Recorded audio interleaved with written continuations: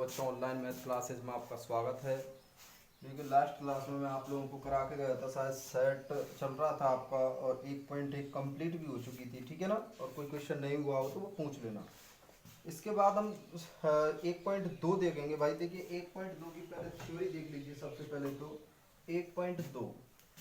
तो 1.2 ठीक है ना, 1.2 1.2 इसमें सबसे पहले आते हैं सेट के प्रकार की। सेट कितने प्रकार के होते हैं, ठीक है ना। लेकिन मैंने तुम्हें शुरुआत में परमित अपरमित तो करा ही दिया था, ठीक है ना। तो वो तो अब मैं नहीं लिखाऊंगा, बाकी के देख लो। सबसे पहले तो यहाँ पे लिखेंगे हम, सबसे एक हेडिंग रह गई थी आपकी, रह क्या गई, यहाँ लिख दो कोई बात नहीं है। समुच्चय की कोटि, समुच्चय की कोटि यानी कि order of A set, order of A set. देखिए ऑर्डर ऑफ ए सेट क्या होता है, समुच्चय की कोटि। मान लीजिए इसकी जो परिभाषा होती है, जैसे कोई भी सेट है आपका A बराबर 1 2 3 4 इस तरीके से, ठीक है ना। तो इसमें अवयव कितने हैं, 1 2 3 4। तो इसकी जो ऑर्डर होगी, ऑर्डर ऑफ ए, वो कितनी हो जाएगी, 4। समझ गए ना। तो कहने का मतलब है जिस समुच्चय में जितने अवयव होते हैं वही उसकी क्या होती है, कोटि। तो यहाँ पे क्या लिख देंगे, लिख सकते हैं समुच्चय में, समुच्चय में उपस्थित अवयवों की संख्या, उपस्थित अवयवों की संख्या क्या कहलाती है, समुच्चय की कोटि कहलाती है। समुच्चय की कोटि कहलाती है। समुच्चय की क्या कहलाती है, कोटि, ठीक है ना। समुच्चय की कोटि कहलाती है। इसे ऑर्डर ऑफ ए से प्रदर्शित करते हैं, से प्रदर्शित करते हैं, ठीक है ना। जैसे मैं कह दूं आपसे, देखो ऑर्डर कुछ भी नहीं है, बस एलिमेंट काउंट करने होते हैं। जैसे ए बराबर कोई भी सेट है आपका, ए बी सी और डी, तो आपसे इसकी ऑर्डर पूछ ले, ऑर्डर ऑफ ए, तो कितनी हो जाएगी, 4। समझ गए ना। आपसे कह दे ए बराबर जैसे 1 2, तो ऑर्डर ऑफ ए क्या हो जाएगी, 2। समझ गए ना। तो ये होती है समुच्चय की कोटि। क्या होती है परिभाषा समुच्चय की कोटि की, समुच्चय में उपस्थित अवयवों की संख्या जो होती है वो क्या कहलाती है, समुच्चय की कोटि। और समुच्चय की कोटि को ऑर्डर ऑफ ए से व्यक्त करते हैं, अर्थात समुच्चय के अंदर जितने भी अवयव होते हैं उनकी जो संख्या होती है वही क्या कहलाती है, समुच्चय की कोटि, ठीक है ना। इसके बाद आता है तुम्हारा समुच्चय के प्रकार। देखिए आपके जो नया सिलेबस है, नए सिलेबस में बहुत कम दिया हुआ है, बस एक समान समुच्चय दिया हुआ है, ठीक है ना।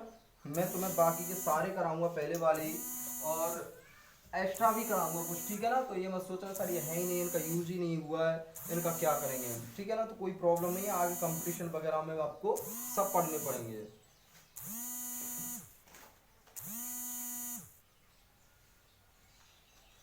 आगे कंपटीशन वगैरह में आप लोगों को ये सब पढ़ने पड़ेंगे। तो देखिए यहां से आते हैं समुच्चय के प्रकार।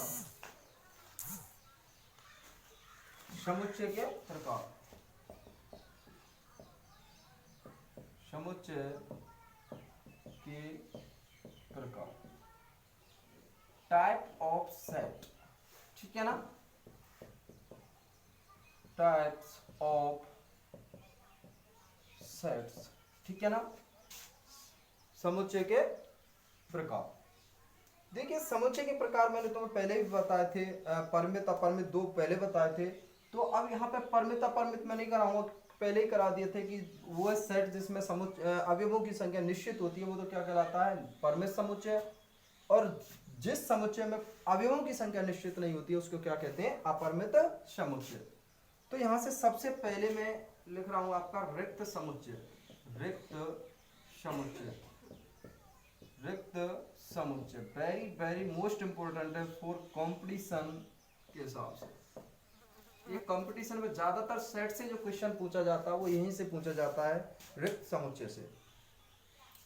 देखिए क्या होता है रिक्त समुच्चय, एम्प्टी सेट भी कहते हैं इसको, लिख लीजिए भले empty set, EMPTY, empty set, empty set भी कहते हैं इसको।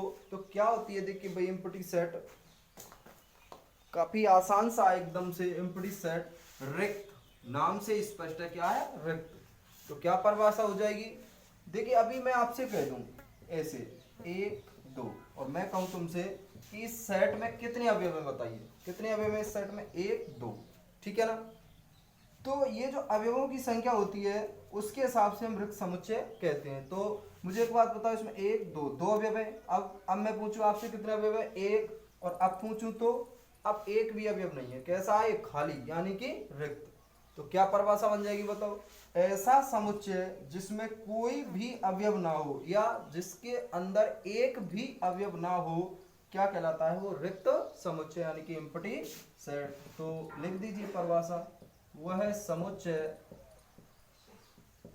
समुच्चय जिसमें एक भी अवयव ना हो, एक भी अवयव ना हो, रिक्त समुच्चय कहलाता है, रिक्त समुच्चय कहलाता है। वह समुच्चय जिसमें एक भी अवयव ना हो क्या कहलाता है, रिक्त समुच्चय। ध्यान रखना इस रिक्त समुच्चय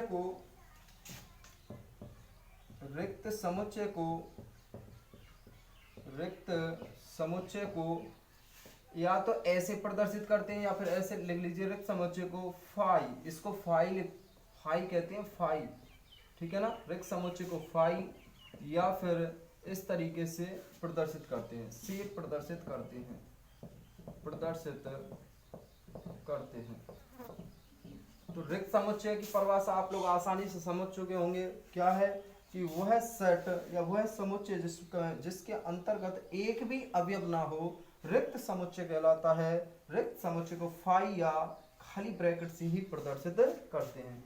फॉर एग्जाम्पल के लिए जैसे a बराबर मैं लिख दूं आपसे इस तरीके से, या फिर a बराबर 5, ठीक है ना, a बराबर 5। एक चीज ध्यान रखना, यहाँ नोट डाल के भले लिख लेना, नोट आपसे ऐसे कह दे a बराबर 0, तो ये नॉट इक्वल, यानी कि रिक्त समुच्चय नहीं है, इसमें 0 है, ठीक है ना। इसके बाद आपसे a बराबर ऐसे कह दे 5, तो ये भी रिक्त समुच्चय नहीं है, इसके अंदर एक अवयव है, कौन सा, 5। तो ये चीजें विशेषतः ध्यान रखना, जो कंपटीशन के क्वेश्चन आते हैं वो ऐसे ही आते हैं इस तरीके से कि निम्न में रिक्त समुच्चय है, तो ऐसे दे देगा, ऐसे एक आध इससे, ठीक है ना। तो ध्यान रखना, और लास्ट में दे देगा उपयुक्त सभी, ठीक है ना, ऐसे दे देगा कि निम्न में से रिक्त समुच्चय है, ऐसे क्वेश्चन दे देगा तुम्हें, और ऑप्शन दे देगा पहला 5 ऐसे, दूसरा दे देगा 0, तीसरा दे देगा आपका 0, चौथा दे देगा आपसे उपयुक्त सभी, ऐसे दे देगा और आपसे कहेगा कि निम्न में से रिक्त समुच्चय है। यहाँ पे 0 ना लिख के इस तरीके से 5 लिख लीजिए, ओनली 5, तो आपसे कहेगा कि निम्न में से रिक्त समुच्चय है। तो इस तरीके के क्वेश्चन काफी पूछे जाते हैं, तो आप पे टिक इस पे करना है आपको, ठीक है ना। ना तो ये है तुम्हारा रिक्त समुच्चय, ना ये है, ना उपयुक्त सभी, कौन सा है, 5, ठीक है ना। तो ये चीज ध्यान रखना, इन पे दोनों पे विशेषता ध्यान रखना कि ये रिक्त समुच्चय नहीं होते हैं, ब्रैकेट के अंतर्गत 0 5 होती है तो वो नहीं होते रिक्त समुच्चय, ठीक है ना। तो ये तो था रिक्त समुच्चय। अब मुझे यहाँ पे एक पॉइंट लिख लीजिए, बहुत पूछा जाता है वो आपसे, रिक्त समुच्चय की कोटि कितनी होगी बताओ, बताइए। तो नोट में रिक्त समुच्चय की कोटि, रिक्त समुच्चय की कोटि, मुझे एक बात बताओ, अभी मैंने कोटि क्या बताई थी, जैसे 1 2 3 ऐसे 3 अवयव है, तो इसकी कोटि कितनी हो जाएगी, 3। मुझे एक बात बताओ, अब इसकी कोटि कितनी हो जाएगी? 2। अब इसकी कोटि कितनी हो जाएगी? 1। अब इसकी कोटि कितनी हो जाएगी? एक भी अवयव नहीं है, क्या हो जाएगी कोटि? 0। तो ध्यान रखना, बहुत पूछी जाती है। रिक्त समुच्चय की कोटि होती है तो क्वेश्चन ऐसे दे देता है 0, 5, अनंत, इस तरीके से ऑप्शन देता है। तो ध्यान रखना, रिक्त समुच्चय की कोटि क्या होती है? 0। और यहाँ इसी जगह पे एक और लिख लीजिए, अपरिमित समुच्चय की कोटि, अपरिमित समुच्चय की कोटि, समुच्चय की कोटि, अपरिमित समुच्चय की कोटि अपरिभाषित होती है, अपरिभाषित होती है। ये चीज ध्यान रखना भाई, ये दोनों ही पॉइंट बहुत ही मोस्ट इंपोर्टेंट है फॉर कंपटीशन के दृष्टि से। समझ गया ना? रिक्त समुच्चय की कोटि 0 और अपरिमित समुच्चय की कोटि कैसी होती है? अपरिभाषित। अब यहां से मुझे एक बात बताओ भाई तुम लोग, ये तो है तुम्हारा रिक्त समुच्चय। रिक्त समुच्चय में कोई प्रॉब्लम नहीं है। ऐसा समुच्चय जिसमें कोई भी अवयव नहीं हो, कौन सा कहलाता है? रिक्त समुच्चय। रिक्त समुच्चय की कोटि 0 होती है, ठीक है ना? इस तरीके से मैंने तुम्हें और एक क्वेश्चन भी करा दिया था, जिस तरीके से कंपटीशन वगैरह में पूछे जाते हैं। अब इसके बाद नंबर 2 डालिए, रिक्त समुच्चय हो गया आपका। इसके बाद आता है आपका दूसरा समान समुच्चय। समान समुच्चय, समान समुच्चय। तो देखिए भाई, समान समुच्चय क्या होता है? यानी कि इक्वल सेट, ठीक है ना? इसको लिख लीजिए, इक्वल सेट। इक्वल सेट क्या होते हैं? देखिए नाम से स्पष्ट है, कैसा है? समान। यानी कि ऐसे दो सेट या ऐसे दो समुच्चय जिसमें अवयव एक सेट के अवयव दूसरे में विद्यमान हो, उसको क्या कहते हैं? समान समुच्चय। अभी एग्जांपल से समझ जाएंगे। जैसे मैं कहूँ आपसे a बराबर 1, 2, 3, ठीक है ना? और एक कह दिया b बराबर इस तरीके से 3, 1, 2। तो ये कैसे समुच्चय हैं? दोनों के दोनों समान। एक समुच्चय के अवयव दूसरे समुच्चय में विद्यमान होने चाहिए, तो फिर वो दोनों सेट क्या कहलाते हैं? समान सेट। तो लिख देंगे परिभाषा, ऐसे दो समुच्चय, ऐसे दो समुच्चय,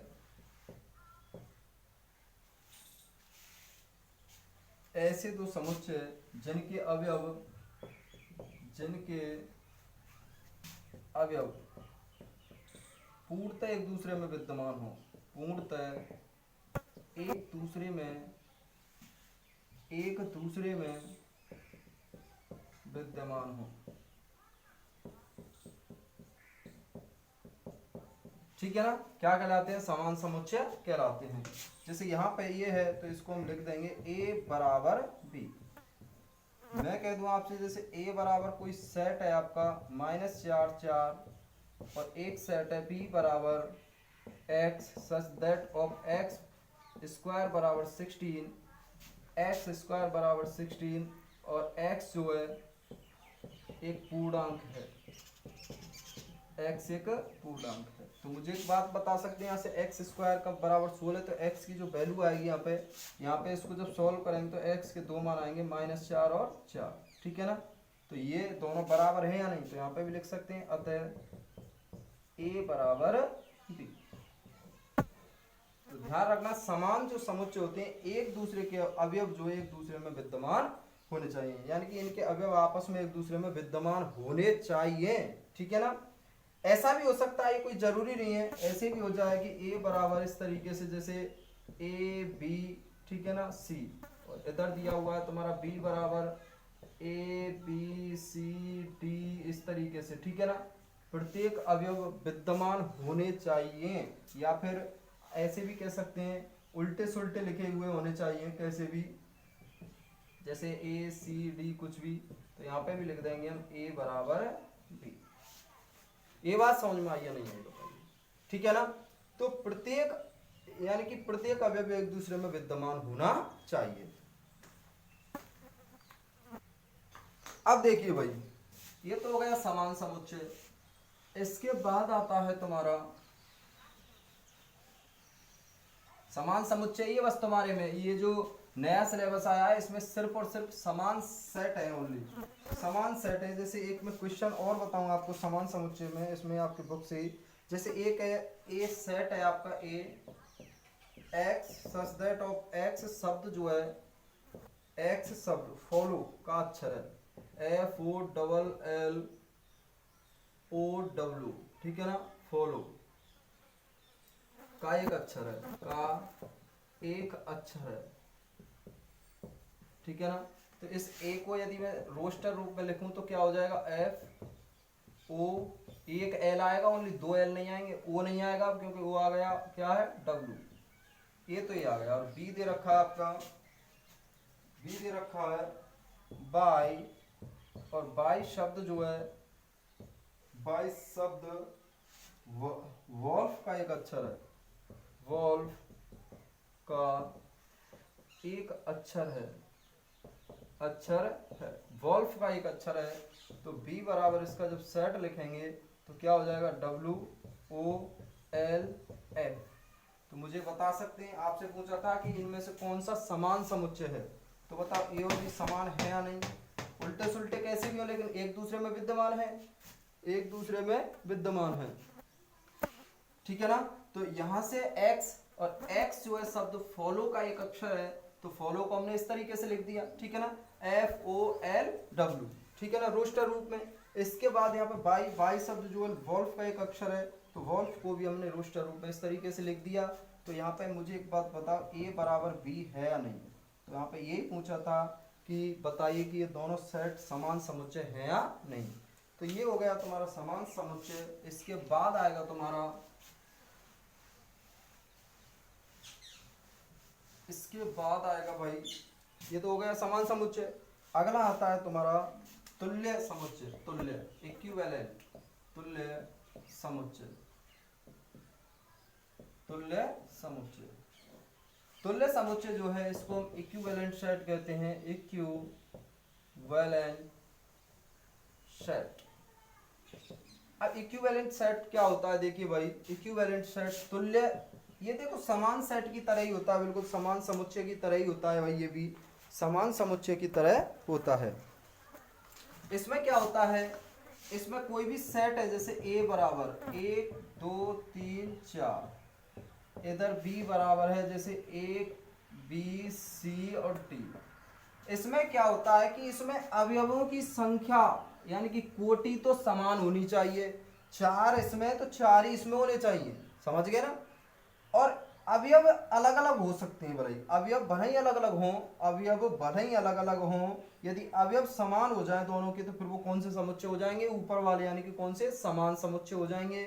लेकिन अवयव अलग अलग हों और अवयवों की संख्या समान हो तो वो कौन सा सेट कहलाता है, तुल्य समुच्चय। तो यहाँ पे लिखेंगे ऐसे दो समुच्चय, ऐसे समुच्चय जिनमें या जिनकी कोटि समान होती है, ऐसे लिख दीजिए, जिनकी कोटि समान होती है, समान होती है। अवयव भले ही अलग अलग हों, अलग अलग हों, समझ गए ना। अवयव भले ही अलग अलग हों, होने को समान भी हो जाए, समान भी हो जाएंगे तो भी उसको समान समुच्चय भी कह सकते हैं और तुल्य समुच्चय भी कह सकते हैं। अवयव अलग अलग हों तो वो तो है ही तुम्हारा तुल्य समुच्चय, ठीक है ना। इसे प्रदर्शित कैसे करते हैं, ए इक्विवेलेंट बी से प्रदर्शित करते हैं, से प्रदर्शित करते हैं, ए इक्विवेलेंट बी से प्रदर्शित करते हैं, ठीक है ना। फॉर एग्जाम्पल के लिए ऐसे ये लिख लो, एग्जाम्पल के लिए, ठीक है ना। तो इसको लिखेंगे ए इक्विवेलेंट बी। दूसरा एक और एग्जाम्पल लिख लीजिए, जैसे ए बराबर ABC और बी बराबर है जैसे XYZ, तो इसको हम लिखेंगे ए इक्विवेलेंट बी, ठीक है ना, ऐसे ए इक्विवेलेंट बी। तो अवयव भले ही अलग अलग हों, अवयव भले ही अलग अलग हों लेकिन समान उनकी संख्या जो है समान होनी चाहिए, 3 इसमें तो 3 इसमें, 4 इसमें तो 4 इसमें, ठीक है ना। भले अवयव अलग अलग हों और अवयव यदि समान हो जाएंगे तो फिर वो तो समान समुच्चय भी हो जाएगा और तुल्य समुच्चय भी। तो यहाँ से एक नोट पॉइंट ये निकल के आता है कि जो समान समुच्चय होता है, समान समुच्चय तुल्य समुच्चय हो सकता है, लेकिन तुल्य समुच्चय समान समुच्चय नहीं हो सकता है। भाई तुल्य समुच्चय ये है तुल्य समुच्चय, ठीक है ना। तो ये हर कंडीशन में थोड़ी हो सकता है, हर कंडीशन में ये तुल्य समुच्चय जो है समान समुच्चय नहीं होगा, क्योंकि अवयव इनमें कैसे होते हैं, अलग अलग। तो क्या निकल के आया बताइए कि ऐसे कह सकते हैं कि समान समुच्चय तुल्य समुच्चय हो सकता है, लेकिन तुल्य समुच्चय समान समुच्चय नहीं हो सकता है। तो यहाँ पे जो परिभाषा आपकी आएगी बनके, तो वो क्या आ जाएगी, नोट में परिभाषा निकल के आएगी आपकी कि तुल्य समुच्चय समान समुच्चय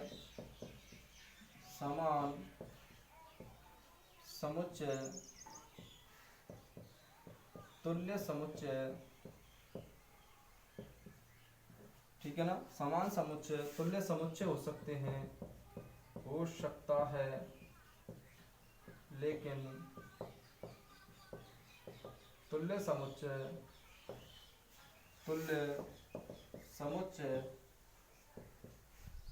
समान समुच्चय नहीं हो सकता, समान समुच्चय नहीं हो सकता, ठीक है ना। समान समुच्चय तुल्य समुच्चय हो सकता है, लेकिन तुल्य समुच्चय समान समुच्चय नहीं हो सकता है, ठीक है ना। तो ये था तुम्हारा नोट पॉइंट। अगला तीसरा जो पॉइंट आता है वो आता है आपका एकल समुच्चय। तीसरा नहीं, चौथा होगा ये, ठीक है ना, चौथा।